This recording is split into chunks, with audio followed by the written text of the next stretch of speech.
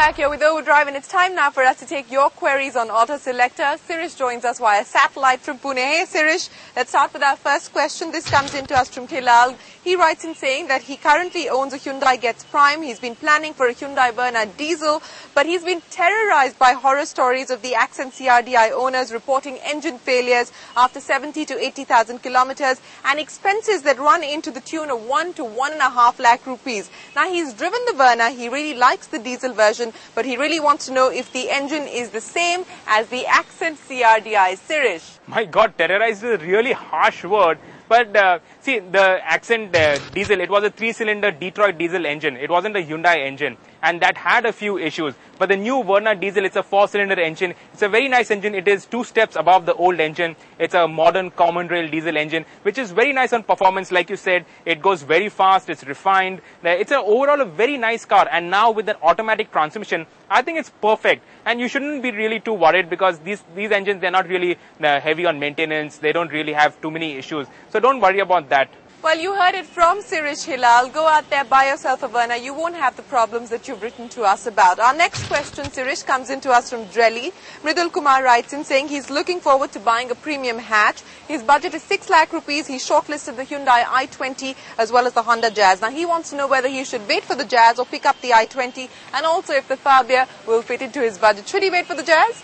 Well, the Fabia will definitely fit into your budget. And right now, there are a lot of offers going on the Fabia, so you can get a well-spec'd Fabia for that kind of money. Now, as for between the i20 and the Jazz, whenever Honda launches a new car, you definitely must wait for it. Because Honda, like you've seen with the Accord, with the City, they've always set new benchmarks. They've always moved the game on. The Jazz definitely will move the game on. So I would wait for the Jazz.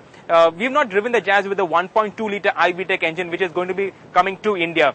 India will be the first market to get that engine, and a lot of effort has been spent on that engine.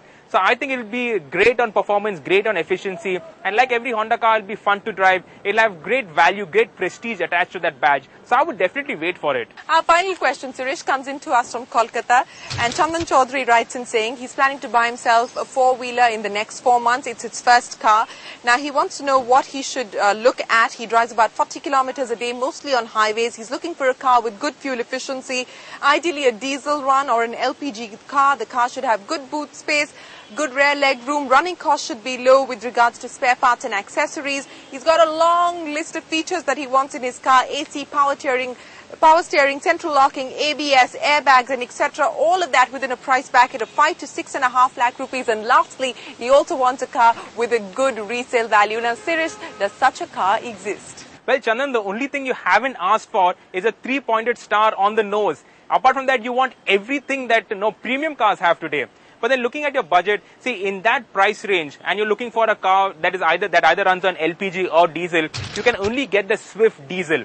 And the Swift diesel does not have airbags even on the top-end variant. It has ABS, but no airbags. So if you can get over that fact, then the Swift diesel makes perfect sense. Otherwise, if you can stick with a petrol engine car, you have the Fabia, and a fully loaded Fabia will just about squeeze into that budget. And that has airbags, that has parking sensors, that has got a lot of space inside, a big enough boot. It's a big car in a small car package. So it has everything except for either an LPG option or a diesel engine. It has a petrol engine. So if you can stick with that petrol engine, if you can live with that, I would recommend the Fabia. Otherwise, the Swift diesel. Well, Chandan, the Swift diesel is perhaps the best option for you. If you can up your budget, then you can even look at the Skoda Fabia. Sirish, thanks always for joining us on Auto Selector. And all of our viewers, if you have any queries related to automobiles, then send them to us, helpdesk@overdrive.co.in. That is our email address. Time for us to take a break, but before we go, here's a quick preview of the Overdrive magazine for me. The Tata Nano takes on its rivals. Luxury SUVs do battle in the little run of Kutch. Bert takes to the water in a jet ski. And a first drive of the Jaguar XFR.